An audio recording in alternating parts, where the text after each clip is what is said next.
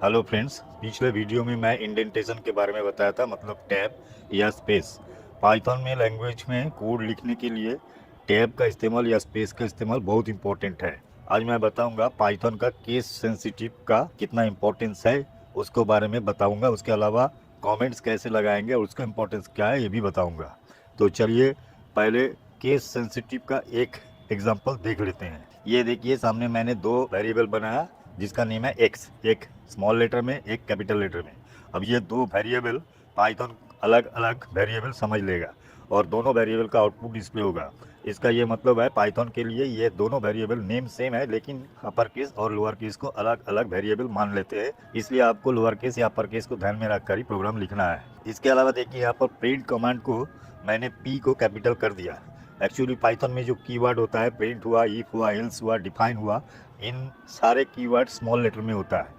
अगर आप print option या किसी भी ऐसे कीवर्ड्स को कैपिटल में करेंगे तो आप देख सकते हैं यहाँ पर एरर मैसेज डिस्प्ले हो रहा है। अब मैं यहाँ दो फंक्शन बना रहा हूँ जिसका नेम है ग्रीट, एक स्मॉल लेटर और एक कैपिटल लेटर में। पाइथन इस दोनों फंक्शन को अलग अलग ट्रीट करेगा, तो इसलिए जब भी आप फंक्शन लिखेंगे हमेशा स्मॉल लेटर का यूज़ कीजिए। अब ई फंक्शन अगर आप आई कैपिटल लेटर में लिखेंगे तो इसको भी एरर मान लेगा, क्योंकि जो कीवर्ड्स होता है इफ, प्रिंट, डिफाइन, एल्स, इस तरीके का कीवर्ड हमेशा स्मॉल लेटर में होता है। अगर आप इसको कैपिटल में लिखेंगे तो एरर मैसेज डिस्प्ले होगा।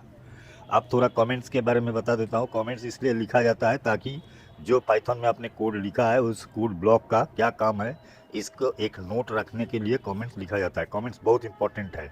कमेंट्स लिखने के लिए हैशटैग साइन का इस्तेमाल करना है, उसके बाद जो भी आप लिखेंगे वो कमेंट्स होगा। इसके अलावा ऐसा भी हो सकता है, जब आप प्रैक्टिस कर रहे हैं तो कुछ कोड को आप टेम्पोररीली कमेंट्स करना चाहते हैं तो पहले हैशटैग लगा दीजिए और बाद में आप उसको हटा के फिर से कोड में कन्वर्ट कर सकते हैं। अब इसमें सिंगल लाइन कमेंट होता है, जैसे यहाँ पर आप देख सकते हैं जो कैलकुलेशन टोटल सेल्स है, इसमें जो भी हम कमेंट लिख रहे हैं इसको सिंगल लाइन कमेंट कहते हैं। उसके अलावा इन लाइन कमेंट होते हैं, मतलब किसी लाइन के बाद अगर आप कोई कमेंट टाइप कर देते हैं तो उसको इन लाइन कमेंट्स बोला जाता है। उसके अलावा एक और होता है मल्टी लाइन कमेंट। इसके लिए हमें तीन तीन कोटेशन का इस्तेमाल करना होता है।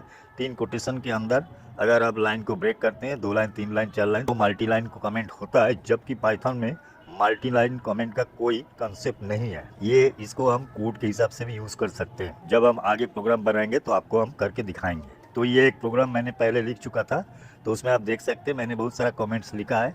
हर ब्लॉक के ऊपर उस ब्लॉक का क्या काम है वो कमेंट्स में लिखा हुआ है। इससे फ़ायदा ये होता है, अगर आपका प्रोग्राम पर कोई दूसरा आदमी काम कर रहा है तो उनको कोडिंग समझना बहुत आसान हो जाता है। तो चलिए आज के लिए इतना ही। देखते रहिए, सीखते रहिए। धन्यवाद।